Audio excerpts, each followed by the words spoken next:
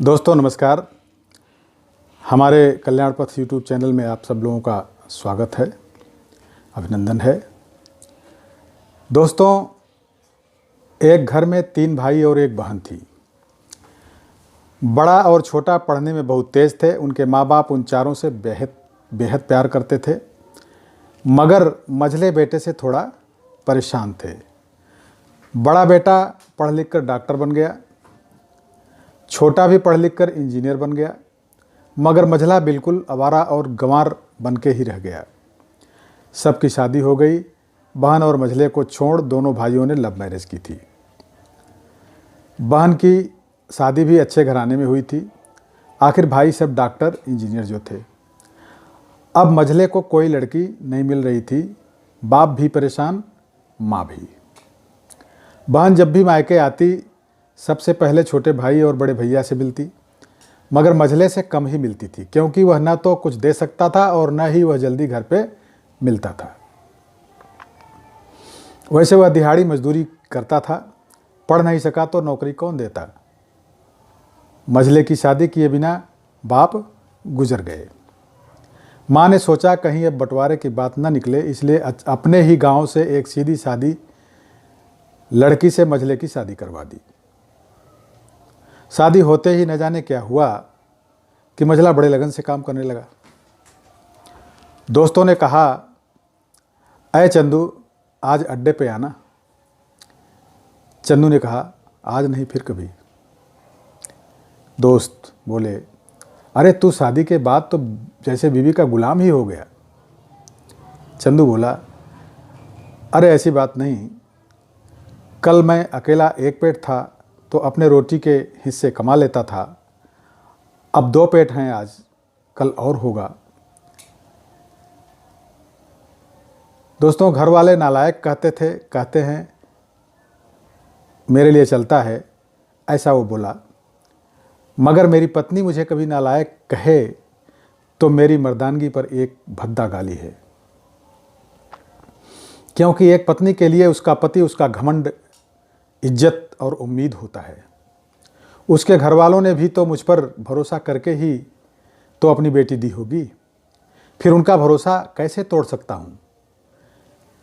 College में नौकरी की डिग्री मिलती है और ऐसे संस्कार माँ बाप से मिलते हैं। दोस्तों, इधर घर पे बड़ा और छोटा भाई और उनकी पत्नियाँ मिलकर आपस में फैसला करते हैं कि जायदाद का बंटवारा हो जाए, क्योंकि हम दोनों लाखों कमाते हैं मगर मझला ना के बराबर कमाता है।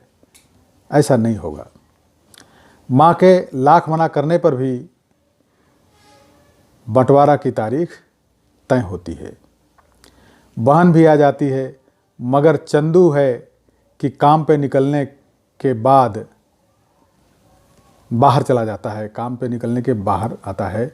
उसके दोनों भाई उसको पकड़कर भीतर लाकर बोलते हैं कि आज तो रुक जा, बंटवारा कर ही लेते हैं। वकील कहता है ऐसा नहीं होता, साइन करना पड़ता है। लेकिन चंदू बोला, तुम लोग बंटवारा करो, मेरे हिस्से में जो देना होगा दे देना। मैं शाम को आकर अपना बड़ा सा अंगूठा चिपका दूंगा पेपर पर।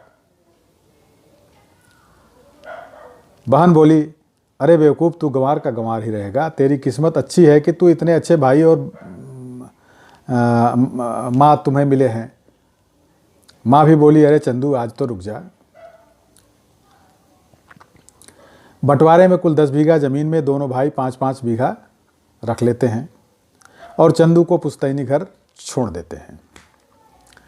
तभी चंदू जोर से चिल्लाता है, अरे फिर हमारी छुटकी का हिस्सा कौन सा है। दोनों भाई हंसकर बोलते हैं, अरे मूर्ख, बंटवारा भाइयों में होता है और बहनों के हिस्से में सिर्फ उसका मायका ही आता है। चंदू, ओह, शायद पढ़ा लिखा ना होना भी एक मूर्खता ही है। ठीक है, आप दोनों जैसा चाहो ऐसा करो,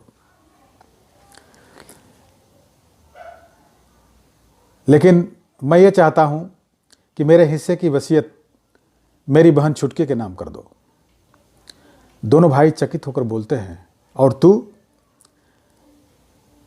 चंदू माँ की ओर देख के मुस्कुरा के बोलता है, मेरे हिस्से में माँ है ना। फिर अपनी बीवी की ओर देखकर बोलता है मुस्कुरा के, क्यों चंदूनी, क्या मैंने गलत कहा?